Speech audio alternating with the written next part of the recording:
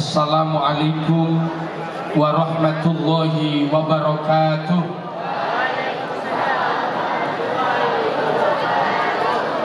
Assalamualaikum warahmatullahi wabarakatuh.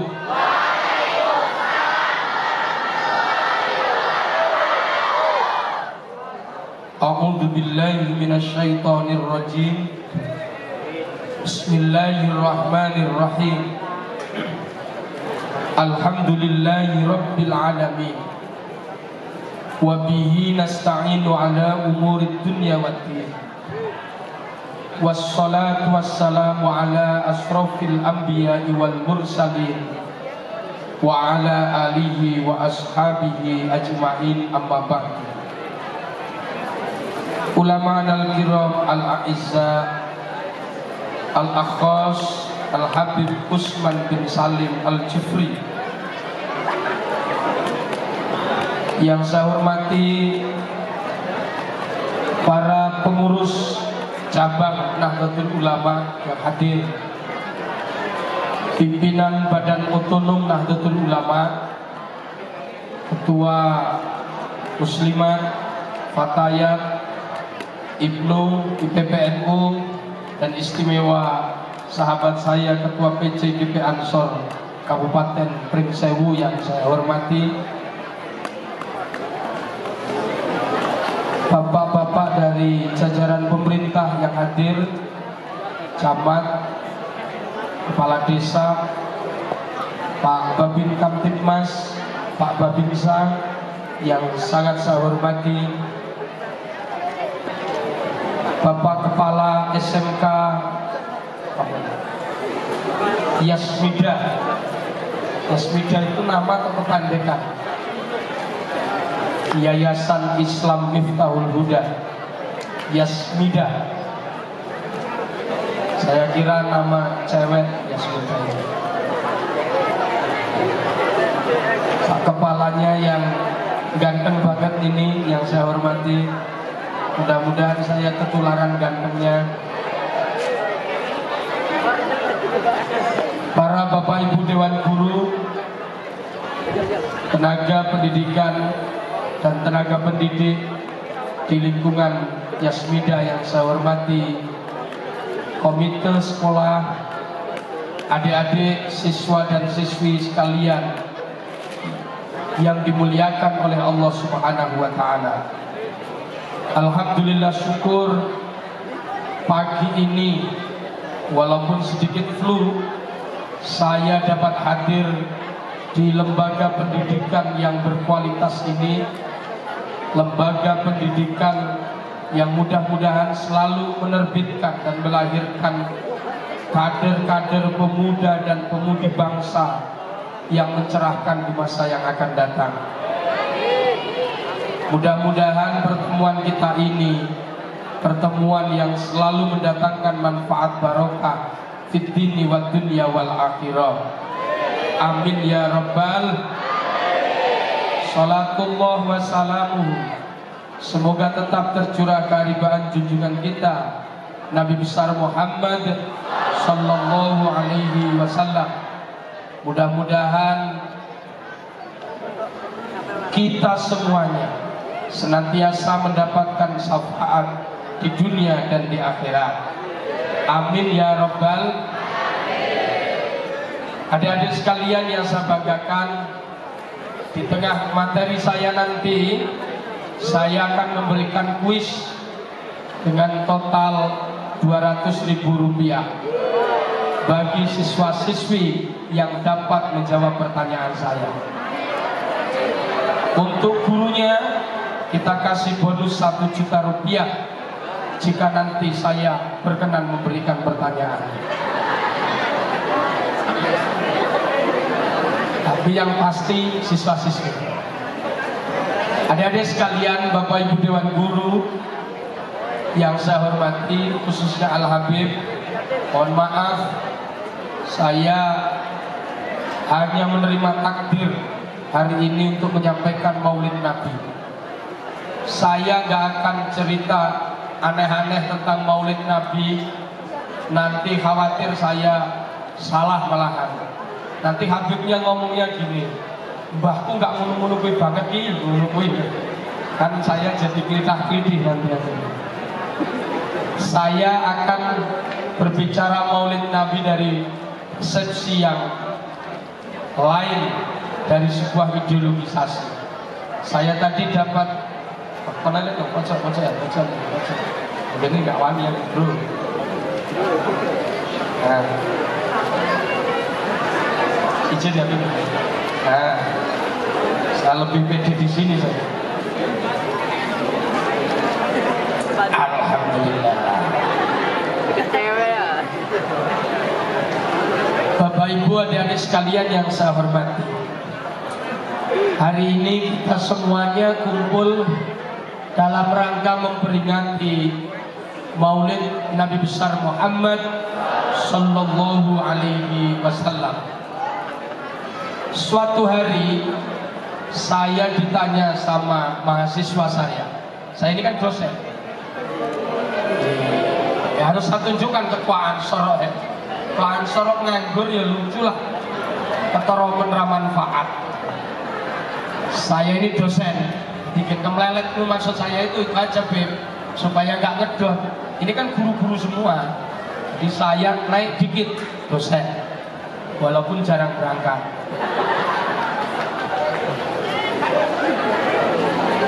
Ya karena jadwalnya nggak banyak. Umumnya dosen itu minta SKS banyak, tapi kalau saya mintanya sedikit saja. Yang penting bisa jalan-jalan begini terus.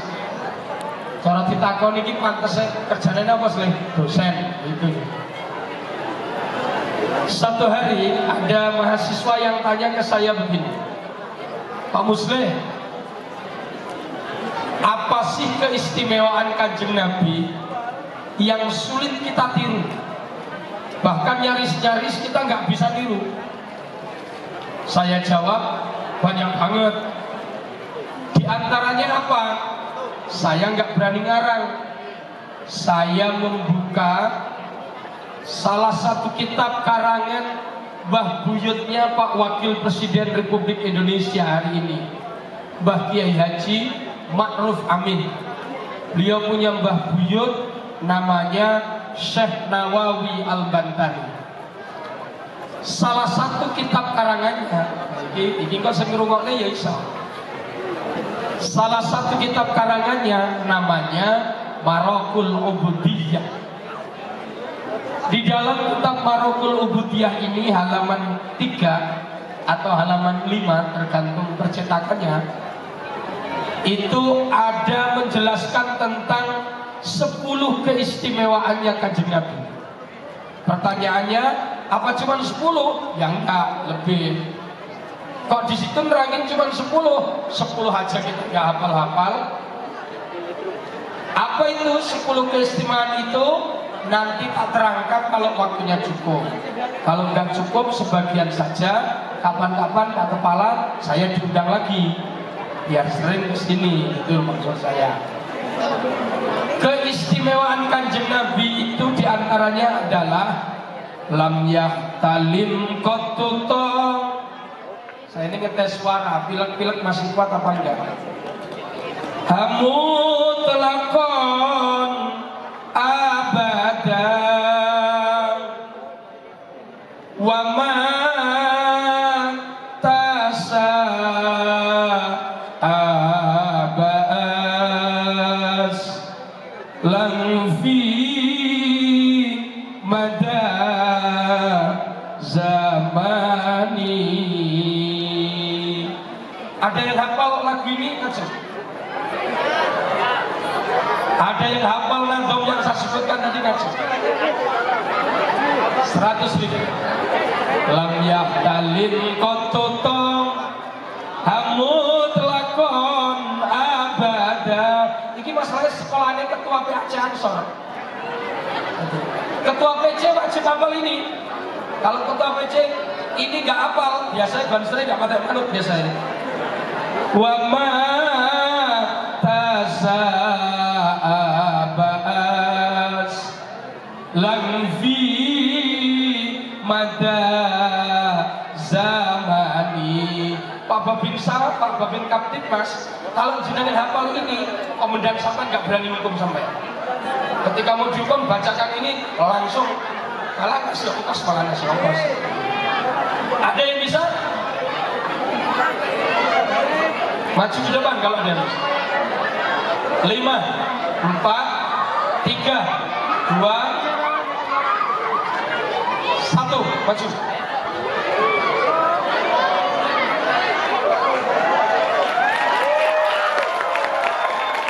Siapkan mic.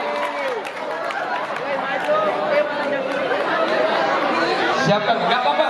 Lek rawani dikancani, memang keberanian harus dilatih. Saya di sini ingin mencari kader-kader terbaik Nahdlatul Ulama di masa depan. Mik. Kasih coba. 5 bait ya. Situ aja nggak apa-apa di sini. Kok kalau sampai nggak mau deket, duitnya nggak bisa sampai, nggak teko ini. Ayo.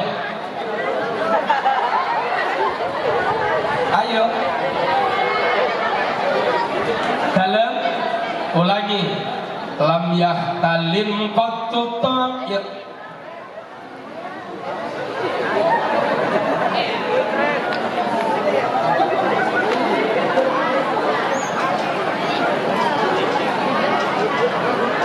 Ada mic lagi. Hidup nggak? Tukang mikir duret nih.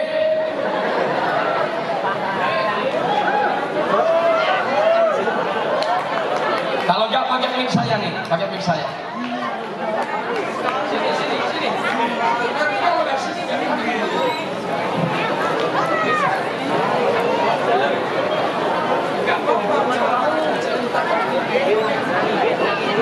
Lam yahtalim qattu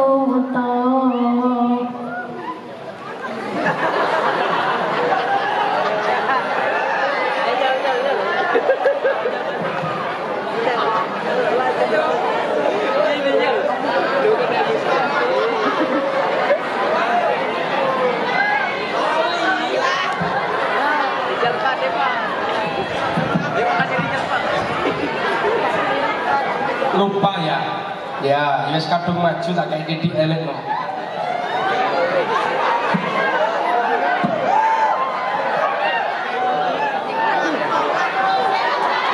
Wae, harta kaya 2000 ra tega kendaraan tukang parkir. Keistimewaan Kanjeng Nabi yang pertama adalah lam yahtalim qattu toha mutlaqan abadan. Seumur hidup Nabi nggak pernah mimpi buruk. Seumur hidup Nabi tidak pernah mimpi buruk. Nabi itu nggak pernah mimpi cetuk pocong, cetuk gendruwo, kejar kiri, cokot tuloh, enggak. Orang kaya cak sing kakene ngimpine cokot tuloh. Apa ya artinya? Hati-hati lo, ada yang ngeser lo. Sopo sing ngeser? Ya. Nah, seumur hidup Nabi tidak pernah mimpi buruk. Kenapa? Orang yang bermimpi buruk itu biasanya hati, akal, dan pikirannya sedang tidak baik-baik saja. Dia sedang galau kelas dewa. Orang yang sedang pening, mumet, mimpinya mesti elek-elek. Yang kedua, orang yang mimpi buruk itu biasanya iman takwanya sedang turun. Nabi seumur hidup gak pernah mimpi buruk. Artinya iman takwa Kanjeng Nabi, akal, pikiran, hati, dan jiwa Kanjeng Nabi selalu dalam keadaan on fire, selalu dalam keadaan sehat, stabil, bahkan di atas rata-rata.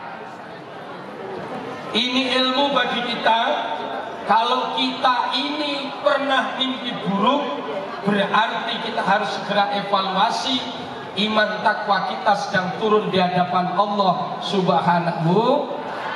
Maka sebaiknya segera baca Astaghfirullah Rabbal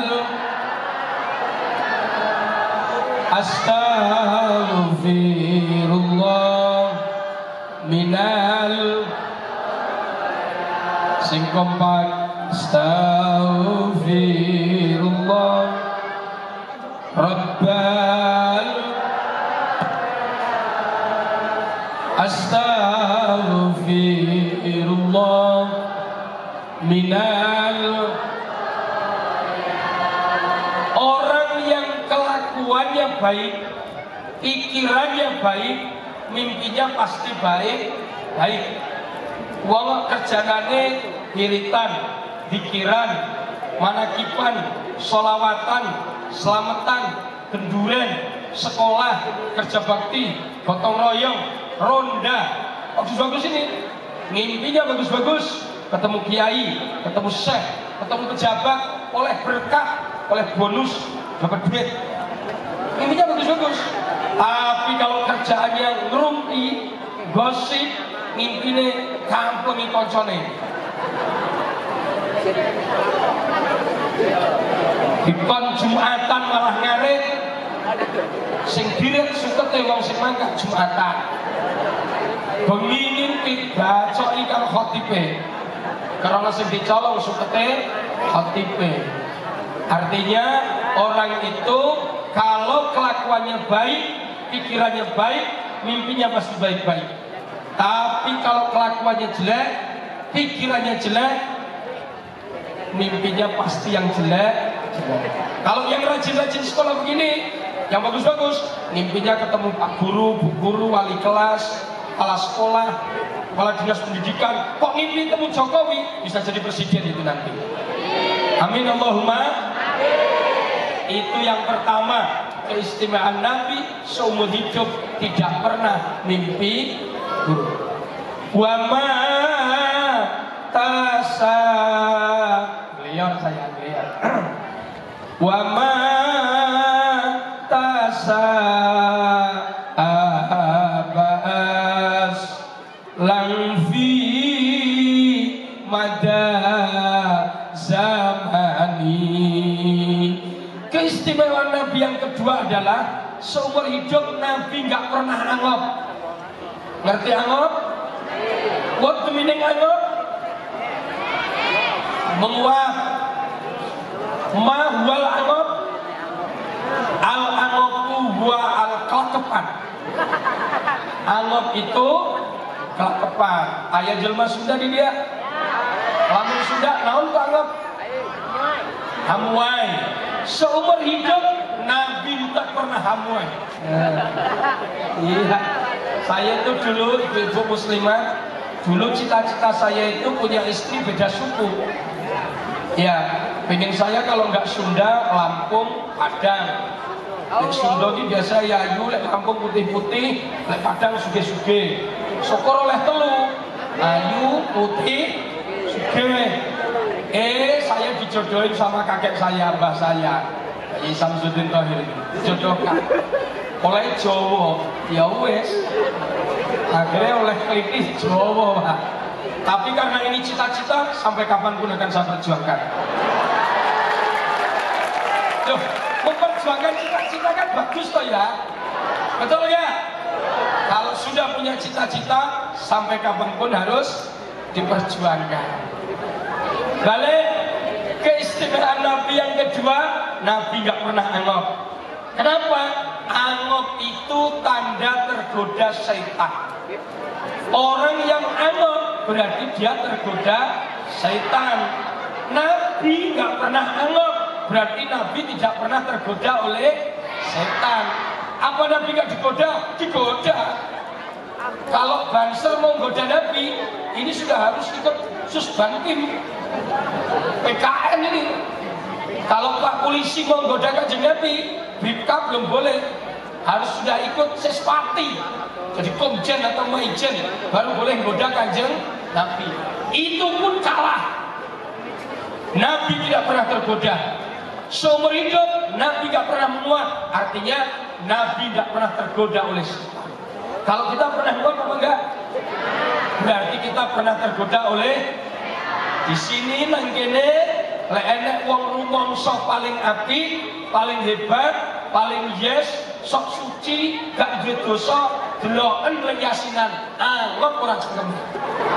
Lek jek anggap berarti cek tergoda setan. Kemeluwe sok suci, sok yes, paling hebat, paling yes, gak ada dosa. Bahasa Yasinan, remet aja cangkemnya ngono. Betul dah, betul dah. Lek diremet cangkemnya gak ditangkap Pak polisi, karena pasal penganiayaannya gak ada. Penganiayaannya dikepuk. Dia kira dikepuk baru dilus-lus. Sengelus-ngelus tangannya tukang nyekel pacul. Gores kabeh. Ini kenapa terluka? Gak tahu. Gak kamu apa kan? Tak sentuh aja. Gak tak apa-apain, tak sentuh aja. Rada tak pepet kan. Semua kabeh cangkemnya. Jadi kalau cek pernah anggap, gak usah rumangsa paling hebat, gak usah rumangsa paling suci, gak usah rumangsa paling resik. Paham betul? Kalau kita pernah anggap, berarti kita pernah tergoda oleh setan. Kalau sering anggap, berarti sering tergoda setan. Lek anggap terus, ojo-ojo wis rubah dadi setan. Jak sholat, anggap wiritan, anggap yasinan, anggap sholawatan, anggap pengajian, anggap setan tenan berarti cakwe. Na'udzubillahi min, seumur hidup Nabi nggak pernah anggap. Min huda wa gufalam tahrab wa ma wa qa'at. Bentar jenggo suaraku. Wes apa telah ora sampai kan. Keistimewaan Nabi yang ketiga, tidak ada satupun hewan dunia ini, hewan gegermetan yang bisa menyentuh kulit Kanjeng Nabi.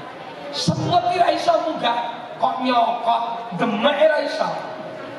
Min huda wa gufalan tahrab wa ma wa qa'at. Itu kerawatmu malah dirubung semut. Dubabatun abadan. Lalat pun gak bisa nyentuh. Lalat gak bisa nyentuh. Fijis mihil hasani, saking indahnya jisim Kanjeng Nabi Muhammad sallallahu alaihi wasallam. Jadi gak enek laler sing nemplok gone Kanjeng Nabi. Lek enek laler lewat enek Kanjeng Nabi, lalere melayu memburi.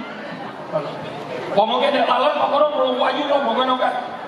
Nang kene nek Kanjeng Nabi, lalere langsung menggok buri, burine Kang Daryanto kuwi, ngono kae, balik rono kuwi. Gak berani lewat di depan. Tidak ada satupun hewan yang berani lewat di depan Kanjeng Nabi. Umpama iki, nang arep kulo kene Kanjeng Nabi, nang buri kene nek manuk ada burung yang terbang. Nek rasa takon ki manuke sapa lho ya. Pokoke nek manuk bur. Kok dadak takon manuke sapa Kang Muslim? Gak ngerti aku ya. Ya nek jenenge ya. Ada burung terbang, di depannya ada Kanjeng Nabi. Burung itu nggak berani melewati Kanjeng Nabi. Dia berhenti mengepakkan sayapnya, mengikuti Kanjeng Nabi kemana berjalan. Lek Kanjeng Nabi menggok rono, baru beliau burung ini berjalan ke depan terus. Tidak ada satupun hewan, tidak ada satupun binatang yang berani berjalan di depan Kanjeng Nabi Muhammad sallallahu alaihi. Tidak ada satupun binatang melata yang berani menyentuh jisim Kanjeng Nabi. Saking wangi dan indahnya serta bagusnya jisim Kanjeng Nabi Muhammad sallallahu alaihi. Dulu yang ngajar saya ini namanya Pak Ye Mukhlisin Marakulu Butia dari Pelosok. Sempat tanya saya, Pak Yai, apa kita bisa kayak gitu? Iso Kang Muslim. Syaratnya apa? Ojo sampai, jangan sampai ada makanan dan minuman haram masuk ke tubuh kita. Kalau itu terjadi, insya Allah nyamuk, semut, laler gak nemplok beda dewi. Makanya nang kene lek enek wong rumangsa paling suci, gak tau mangan halal haram, jajal kon uga blecet lebokne kandang pitik. Cek dirubung apa ora? Lek cek dirubung laler, ya berarti cek akeh ngorong pas. Engko jajal kon uga blecet sing dilubung paling akeh sing belah ngendi, kayane kuwi sing dosane paling akeh ngono kuwi. Bayangno dhewe kira-kira belah ngendi kuwi sing dosane akeh dhewe kuwi. Ya iso motone, ya iso liyane iki pokoke. Paham ya, paham ya? Inilah yang kemudian diambil oleh Syekh Az-Zarnuji dalam kitab Ta'limul Muta'allim bahwa seorang anak tidak boleh berjalan di depan orang tuanya, murid nggak boleh berjalan di depan gurunya, santri nggak boleh berjalan di depan kiainya, istri nggak boleh berjalan di depan suaminya. Kalian mulai goyang, ibu-ibu mulai nggak percaya. Saya ngomong anak nggak boleh berjalan di depan orang tuanya, ibu-ibu mantu-mantu cik. Murid gak boleh berjalan di depan gurunya, mantu-mantu. Santri gak boleh berjalan di depan kiainya, cek mantu-mantu. Giliran istri gak boleh berjalan di depan suaminya, main jeti. Malah wedok-wedok ya delok-delok slek-slek. Alek lanangan yang kebluk ya maju. Naudzubillah ini gak boleh. Ini kemuliaan, Pak. Ini kemuliaan. Ini nggak bahas benar salah. Ini bahas ukuran baik dan buruk. Benar salah urusan hukum, api elek urusan akal tasawuf, rosok. Dan ini nggak boleh disatukan. Bapak Ibu yang saya hormati, ini penting saya sampaikan. Kenapa? Karena kita supaya tahu bahwa tidak ada satupun ajaran ulama-ulama kita yang tidak punya dasar yang kuat. Semuanya juga mencontoh pada Kanjeng Nabi Muhammad Sallallahu Alaihi Wasallam. Sallu ala Nabi Muhammad. Ganti bab. Yang kedua, ini saya terang nih papat, jenek 6 kapan-kapan undangan meneh. Mau tak terang nih meneh pokoknya. Ganti bab gen oleh rodo oke. Kanjeng Nabi Muhammad adalah manusia yang paling sempurna. Saking sempurnanya Allah memuji beliau di dalam Al-Quran, wa innaka la'ala khuluqin azim. Kenapa Muslim ngomong paling sempurna? Ribuan nabi diutus, ratusan rasul juga diutus, bahkan nabi dan rasul 315 itu diutus, tapi casingnya macam-macam. Ada nabi dan rasul itu yang diutus Allah, casingnya itu kiai. Casingnya kiai. Kayak Kang Daryanto kan casing kiai gitu nih. Kayak Pak Kepala Sekolah itu casing kiai. Casing kiai itu maksudnya gimana? Nabi dan rasul ini diutus Allah urusannya sholat, manakipan, yasinan, ngurusi mayit, imami mayit, dikiran, wiritane kerjane nabi niku. Lah nek wong mati ya ditalkin, he fulan ngertenono sak temene sak kundure para takziah iki sliramu bakal ketekan tamu loro kang rupane werna-werna miturut penggaweanmu, ana abang, ijo, kuning, putih, ireng. Menawa sliramu ketekan tamu loro niki, sliramu aja cilik ati, tatakno atimu yen sak temene wong loro kuwi gur malaikat mungkar lan nangkir. He fulan, nalikane si mungkar lan nangkir tangklet marang sliramu, marrob buka sapa pangeranmu, jawaben kanthi tetek sak temene Allahu Rabbi pangeranku. Pengurus NU kon nangkir ini iso kasih iso saiki. Siapa? Maka dia harus ada nih anak-anak Ansor Ibnu yang sudah mulai mengatih talqin. Ini pengurus NU sekolah oke hai saya talqin. Siapa? Data saya data ini. Masa ini mayat itu, mayat sekarang itu longsor. Mayat sekarang itu sedih, Pak. Dulu itu mayat itu gembira. Ada orang mati, tetangganya takziah, kabeh do salat, maca Quran, sedih, enek sing wiritan. Nanti berangkat yang ikuti banyak, takziahnya ke kuburan. Di jalan semuanya baca zikir, la ilaha illallah, la ilaha illallah, la ilaha illallah, Muhammadur Rasulullah. Itu dulu, Pak. Ketika mayat masuk ke liang lahat, semuanya membaca kalimat tahlil sampai dimakamkan. Setelah itu ditalkin, disaksikan, didoakan, mulia nasib mayat-mayat dulu. mayit sakniki nlongso, Pak. Sing takziah ora salat, malah ngobrol, malah guyon, rokokan. Niku nggih pengurus NU niku ya. Ya jangan ya. Ya banser kadang-kadang. Ya guru sekolah NU ya. Setelah itu ketika berangkat ke pemakaman akeh sing ora ngeterke. Sing ngeterne ngobrol terus panjang jalan. Sampai di liang lahat nggak ada yang pikir, malah berdebat. Pocongnya cepat turun, pocongnya. Misal sikile depan kali. Undur-undur, silakan debat semua. Tidak ada yang berpikir. Nongso mayit sakniki. Oleh karenanya mumpung hari Jumat saya berpesan, ojo gelem daftar mayit sakniki sampai. Cip nongso. Kalau wis mayit ini terhormat semua, daftarlah. Saya siap daftari sampean semua.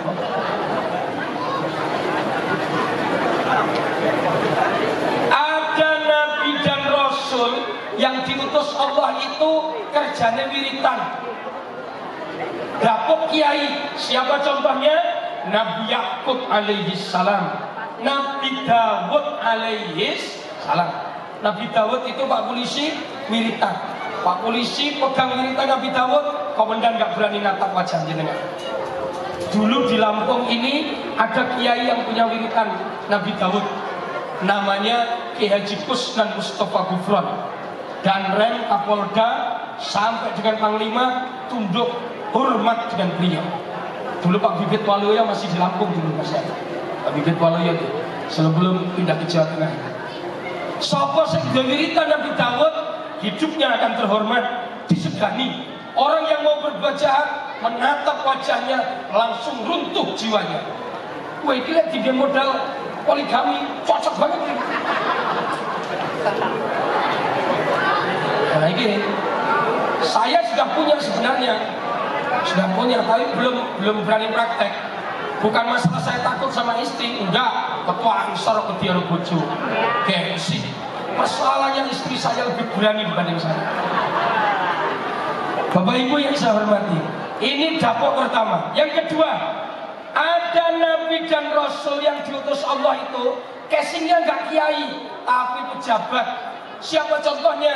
Nabi Yusuf alaihis. Nabi Yusuf itu dari nabi dan rasul, gayanya nggak kayak kiai, gak imami tahlil, gak apa-apa, jadi pejabat Pak. Beliau jadi Menko Perekonomian, bahkan pernah diangkat sebagai kepala Bappenas, Badan Perencanaan Pembangunan Nasional. Satu hari Nabi Yusuf membawa data ilmiah tentang gejala dan tanda-tanda hasil penyelidikan astronomi dan geografi tentang gerakan angin dan gerakan air laut. Data itu disampaikan raja yang memungkinkan akan lahirnya musim panas berkepanjangan sehingga akan muncul kekurangan pangan. Raja kemudian berpikir, sudah kalau begitu bentuk tim pangan. Nabi Yusuf diangkat menjadi Menko Perekonomian untuk menstabilkan ekonomi dan pangan, sekaligus ad interim menjadi kepala Bappenas, Badan Perencanaan Pembangunan Nasional. Seorang lagi Nabi Yusuf langsung nyelok Kadis PU, siapkan program infrastruktur jalan usaha tani, saluran irigasi, supaya besok pada musim kemarau air mudah dialirkan. Kepala Balai Besar dipanggil untuk menjamin stabilitas dan ketersediaan air. Dinas Kehutanan diminta melakukan reboisasi supaya nanam pohon-pohon yang punya cadangan air bisa meresap air. Kadis Pertanian dipanggil untuk masukkan program sumur bor di masing-masing sawah-sawah supaya ketika air nggak mengalir, sumur bor bisa dihidupkan sehingga nggak mungkin tanam padi tapi masih bisa tanam sayur mayur. Ketahanan pangan terjaga. Kepala Bapeda dipanggil untuk merencanakan alokasi dana umum dan dana khusus dari pemerintah pusat sekaligus menciptakan iklim dari pendapatan asli daerah. Kadis Dispenda diminta meningkatkan pendapatan retribusi dan pendapatan asli daerah. Pendek kata, Nabi Yusuf mampu menyusun strategi pembangunan nasional sehingga pada saat terjadi musim paceklik, Nabi Yusuf tampil sebagai tokoh yang mampu menyediakan pangan di tengah-tengah kerajaan dan masyarakatnya. Ini Nabi.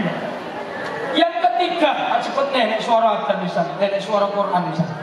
Ada Nabi dan Rasul gak jadi kiai, gak jadi pejabat, tapi jadi pengusaha. Siapa dia? Jadi pengusaha terus jadi presiden. Siapa dia? Nabi Sulaiman alaihis salam. Nabi Sulaiman.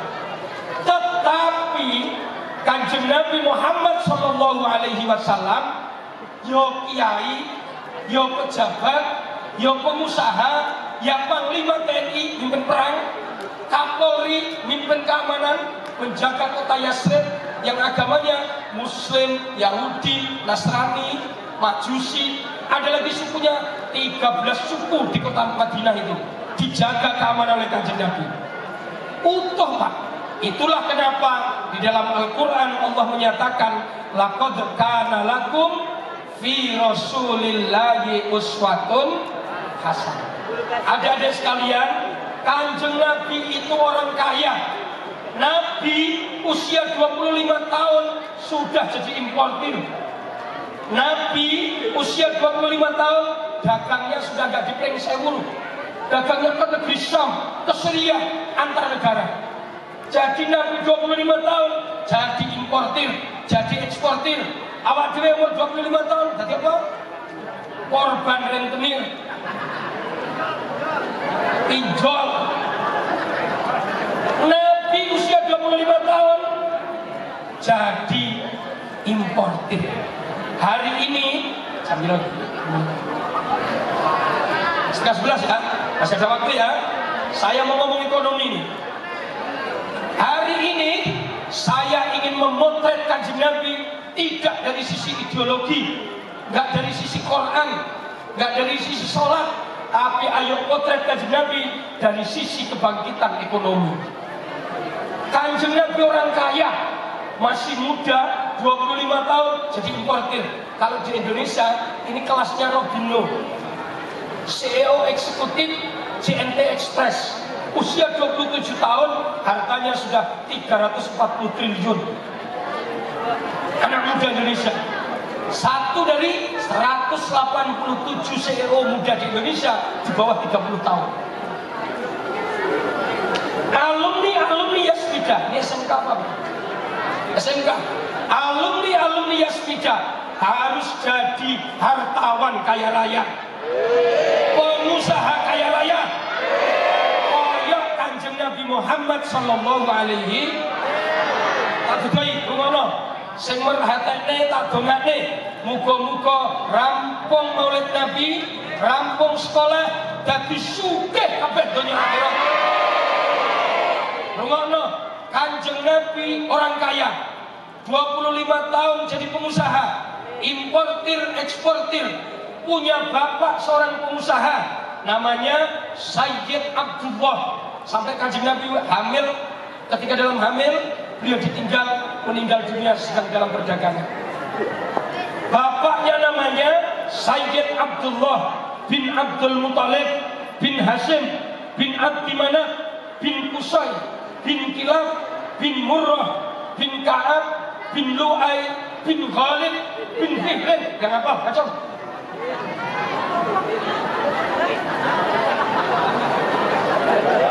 Kanjeng Nabi Muhammad itu bapaknya namanya Sayyid Abdullah bin Abdul Muthalib bin Hashim bin Abdi Manaf bin Qusay bin Kilab bin Murrah bin Ka'ab bin Lu'ay bin Khalid bin Fihrin.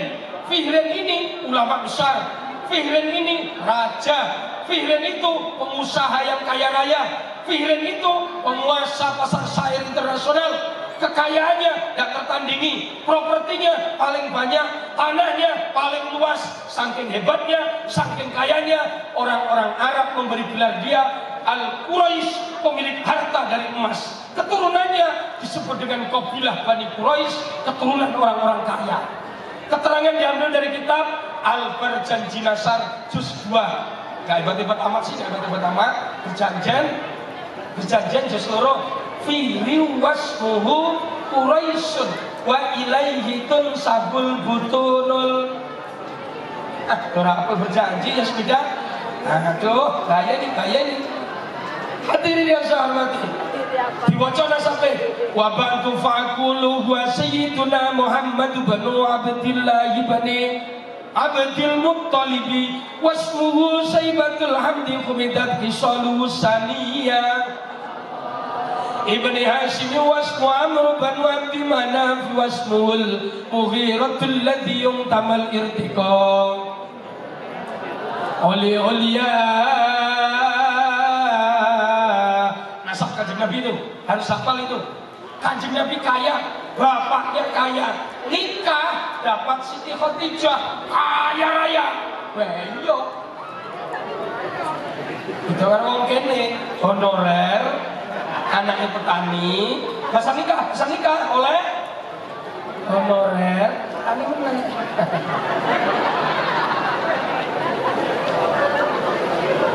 Wajar Pak, wajar deh. Kanjeng Nabi di dalam hadisnya menyatakan nikahilah seseorang itu pertama karena kecantikannya, kedua hartanya, ketiga kehormatannya, keempat baru agamanya. Aku bisa boleh bojo yang pertama tak delok ayo. Saya itu guru dosen kok, banyak murid yang saya cerdaskan. Bojo cengah iso tak ulang, tapi lek bojo merongos orang iso diapa-apa nih. Makanya aku boleh bojo ayu nomor 1, sumpah. Lek goblok di sekolah nih si iso ngaku guru loh ya. Cah 100 tak ulang pinter, masa wong sitok tak ulang ra iso. Tapi lek duwe ya kene wis. Bar dilebok di salon ning 10 di mangga promosi. Makanya bojo ki nomor 1 aku goleki ayu, nomor 2 sugih. Asli itu. Ada yang tanya, kamu sleh apa? Emang keluarga Nabi disebut kaya itu cirinya apa? Cirinya tersebut dalam surat Ali Imran. Surat Ali Imran. Iki lek ra mondok mesti ngomong surat Ali Imran. Pokoknya nek tamatan YIN ya lah distraksi orang jamin distraksi. Surat Ali Imran, jangan Al Imran loh ya. Paham belum? Surat apa? Ali Imran, jangan Al Imran. Misi-misi cahang sorok ngomong surat Al Imran, Fatayat Al Imran, apa jangan ini? Di dalam surat Ali Imran ayat 14 Allah menyebutkan ciri-ciri orang kaya. Ciri orang kaya adalah zuyyina lin-nasi hubbus syahawati minan nisa'i wal banina wal qanatirin al muqantarati wal minadh dhahabi wal fiddah wal khayli al musawwamati wal an'ami wal harsh dzalika mata'ul hayatid dunya wallahu indahu husnul ma'ab. Nanti kita cek keluarga Nabi punya ini apa enggak? Ciri orang kaya dalam Al-Quran nomor 1 hubbus syahawati minan nisa, punya pasangan, duwe bojo. Seneng duwe bojo gak mungkin sugih. Oleh karenanya guru-guru jin bujang ndang bojo, sing kades-kades ndang bojo, ora suka-suka sampean kok. Nomor 2 ciri orang kaya itu wal banin, punya anak, punya keturunan. Nah, enak lagi. Yang ketiga ciri orang kaya al qanatirin, duit akeh. Iki mulai angel. Yang ketiga ciri wong sugih apa? Duitnya banyak, tapi al muqantarati, yang digunakan untuk investasi, untuk usaha. Artinya ciri orang kaya yang ketiga adalah punya usaha. Terserah usahanya apa, dagang lemet, dagang soto, dagang pecel, dagang pulpen, dagang handphone, sebetulnya aja dagang manusia. Yang ketiga punya usaha, minadh dhahabi wal fiddah. Yang keempat ciri orang kaya punya tabungan. Punya apa?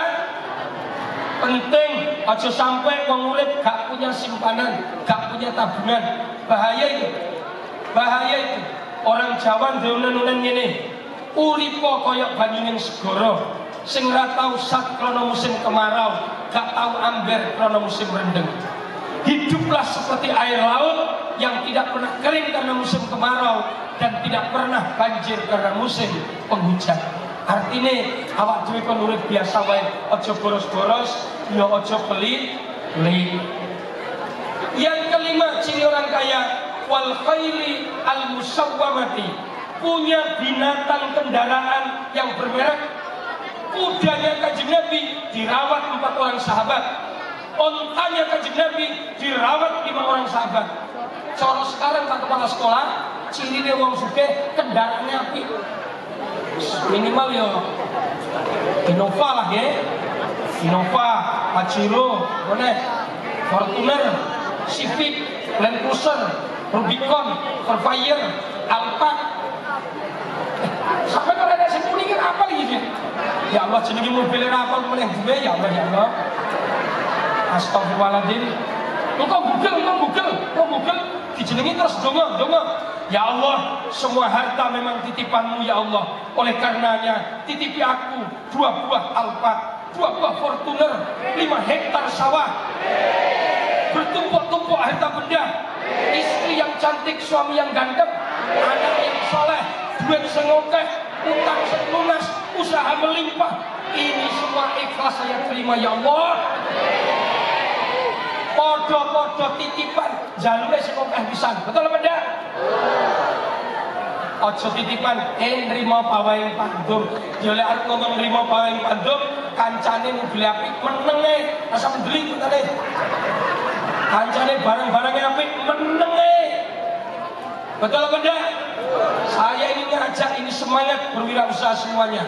Mulai pemulutan semuanya termotivasi untuk jadi orang kaya koyok Kanjeng Nabi Muhammad sallallahu alaihi. Sekali-kali Pak Kepala Sekolah kita ngomongin pemulutan dia orang mikir dosa, pahala, surga, neraka. Sekali-kali kita ngomong maulidan. Maulid adalah motivasi kita mencapai kemandirian ekonomi. Maulid Nabi adalah inspirasi kejayaan umat melalui perbaikan ekonomi. Kanjeng Nabi ini dhewe sugih, aja mikir nyonto salat tok, tapi bakal kere terus uripe. Sallallahu alaihi Nabi Muhammad. Muga-muga sing rajin selawatan, sing rajin maulidan, Allah berikan karomah barokah maulid, kita semua ditakdirkan kaya raya dunia akhirat. Pokoknya mumpung wong akeh aku dongane tak kompol nih. Ya umpama engko lek donga ora kabel-kabel separone kan mending yo. Fortuner 5 dikai loro mending kan bisa. Tapi lek dongane sepeda motor Hit second 2011. Aduh oleh separuh ya akhirnya ya kacau itu nanti mana. Betul apa enggak? Yang kelima ciri orang kaya kendaraannya bagus. Yang keenam cirinya orang kaya adalah wal an'ami Jokoyo punya hewan peliharaan, de sapi, de wedhus, de unta, de pitik. Pitik rasa oke-oke, 10.000. Senendok tiap dino 2.000. Wis sama dino ra wis ndok bisa. Yang ketujuh, ciri orang kaya wal hars, tanahnya luas.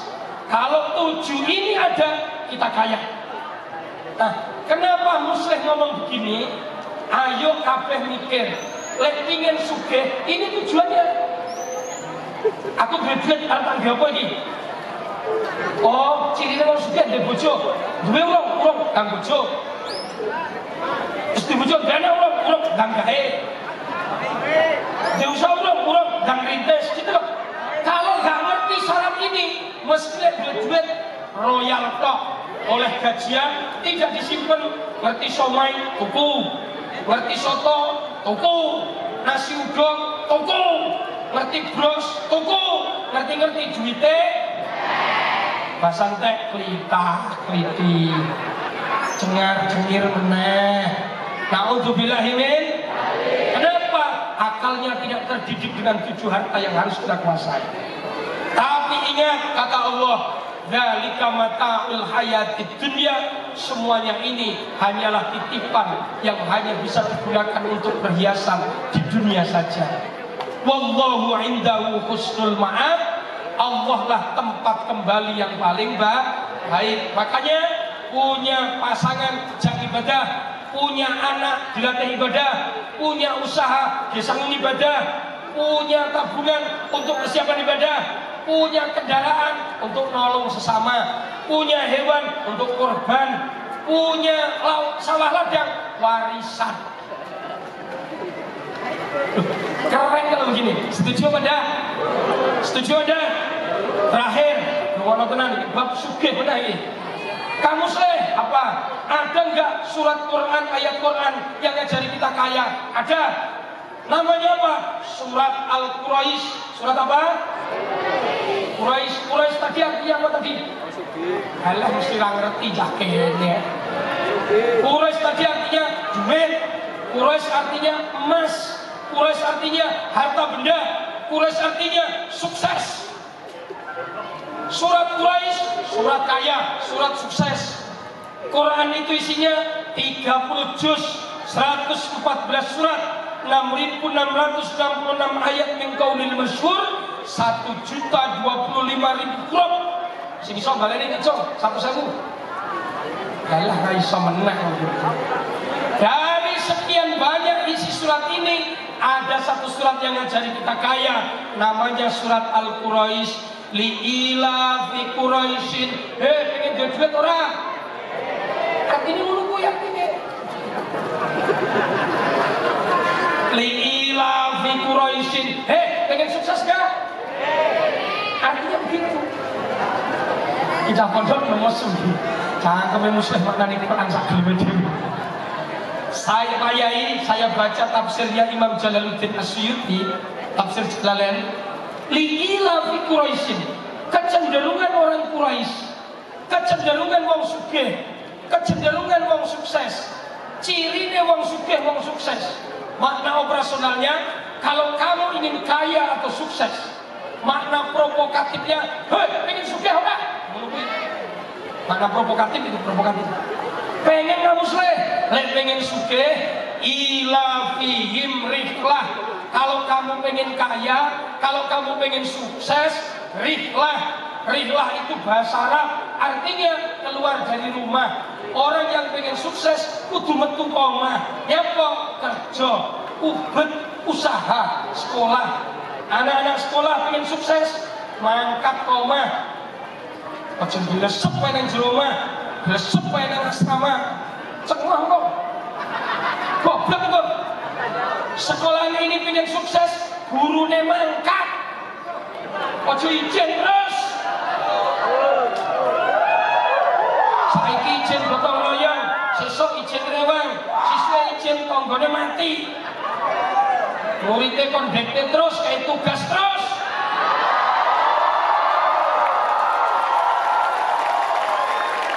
Sebaliknya, muridnya diajak sukses, ngapusi gurunya terus, izin terus, gayane loro weteng padi arep dolanan pasar. Utek jebol kabeh. Kalau pengen sukses, rihlah kerja. Bapak-bapak, lek pengen sukses, rihlah metu koma kerja, ubet. Sapa sing ubet bakal ngliwet. Lek pengen ngliwet kudu gelem ubet. Lek ora gelem ubet ora bakal ngliwet.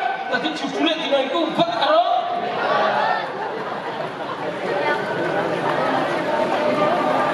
rihlah.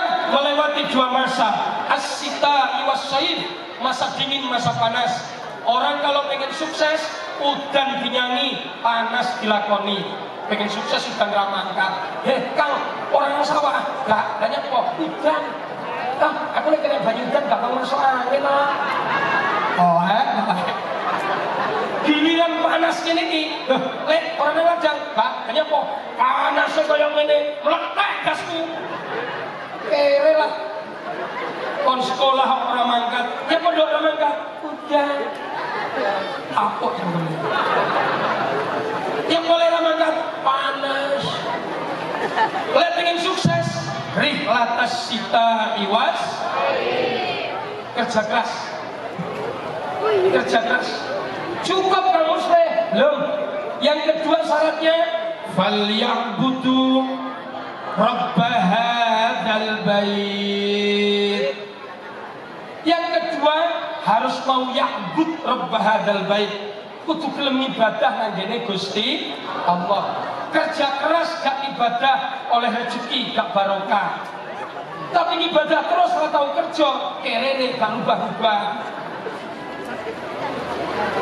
Kerja keras gak ibadah, sekolah mempeng tapi kon salat gak gelem. kon maca Quran gak gelem, hati-hati, kamu bisa tergelincir ke tempat yang tidak terhormat. Makanya itu mriki enten salat jamaah mboten? Ada program salat jamaah? Ikuti supaya sampai selesai dari SMK ini, sampai cepat mendapatkan tempat-tempat terbaik untuk mendapatkan pundi-pundi ekonomi yang lebih banyak. Amin Allahumma. Kerja keras gak ibadah oleh rezeki gak barokah. Soalnya ibadah terus atau kerja, kon sekolah atau mangkat, tapi wiritane cengoe panggah. Bahayane kon sekolah ra gelem malah wiritan. Panggah goblok iku mungkin. Naudzubillahi min. Pengen sukses dua syaratnya. Rihlatas sita iwas syait falyabudu rabbahadzal bait. Jika dua-duanya ini dilakukan, Allah berjanji alladzi at'amahum min ju'in. Allah akan memberikan makanan kepada kita berupa ilmu, harta, kebutuhan. Min ju'in, kita dijauhkan dari kebodohan, jauh dari kemiskinan, jauh dari kegagalan. Wa amanahum min khauf, hati kita diberikan ketenangan oleh Allah Subhanahu wa ta'ala. Alhamdulillah. Demikian yang dapat saya sampaikan. Mudah-mudahan sedikit ini ada manfaatnya. Intinya Maulid Nabi kita jadikan inspirasi untuk peningkatan derajat ekonomi. Maulid Nabi kita jadikan inspirasi untuk menjemput ekonomi yang lebih mandiri dan berdikari. Alhamdulillah. Sebelum saya tutup, saya janji 200.000 untuk kuis. Kuis satu, siapa yang mau jawab ngacung dulu. Maju dulu. Materinya yang sudah tak sampaikan. Ayo, maju, cepat. Saya pengen oleh maju. Aku sing nakoni. Tenang, tenang. Duitnya ketuaan sorokah, tenang ya. Nanti kita yang jalan kepala sekolah. Ayo, ayo. Ayo 200, dua orang atau 3 orang boleh. Yang siap menerima pertanyaan. Sini, maju. Maju. Ayo. 200.000. Iki duit pengene kiai berkah. Sing oleh duitku tak dongane sugih pinter. Ayo. Maju dari dulu. Sing nrimo duitku tak dongane uripe sugih pinter. Lek wedok bojone ganteng, lek lanang bojone ayu. Satu lagi, ayo. Mik, dibantu mik. Dibantu mik.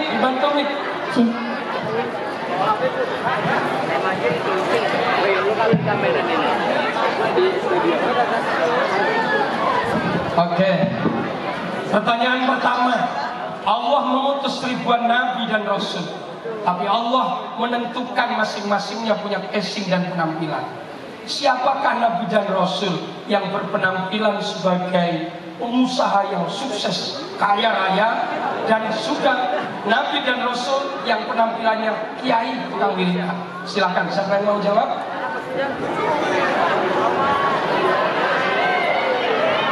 Jawab langsung dulu, siapa yang jawab? Oke, kamu silakan. Nabi Sulaiman platformnya apa? Casingnya apa? Pengusaha. Tok. Duitnya banyak. Apalagi? Berwibawa. Darmawan. Satu lagi yang menentukan.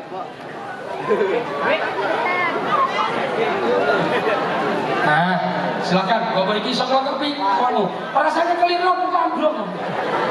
Ayo, siapa? Nabi dan Rasul yang casingnya pengusaha, presiden, pejabat. Siapa? Nabi Muhammad. Nabi Ayub alaihis salam. Anda tidak beruntung. Pertanyaan kedua. Ada 7 ciri orang disebut kaya. Sebutkan. Pakai mic. Mempunyai lahan yang banyak. 1. Mempunyai uang yang banyak. 2. Mempunyai istri. 3. Mempunyai anak. 4. Tanah yang luas. Sudah tadi. Istrinya banyak.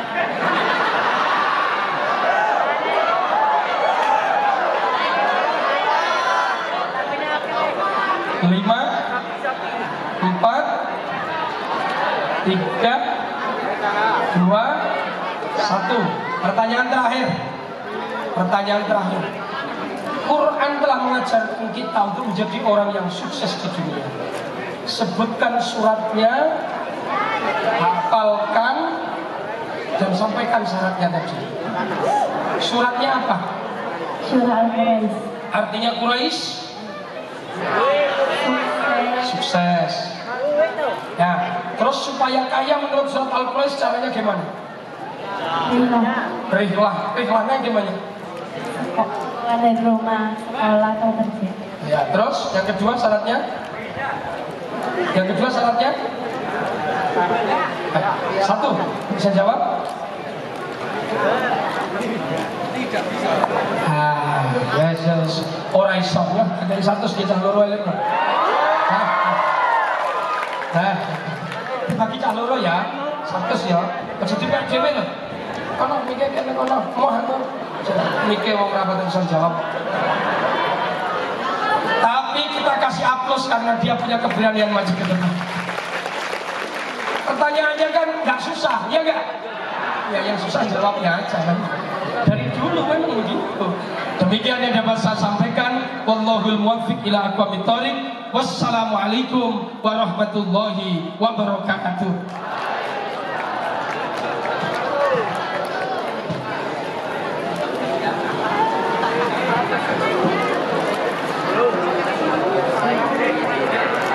Acara yang ke-6, doa yang akan diimami oleh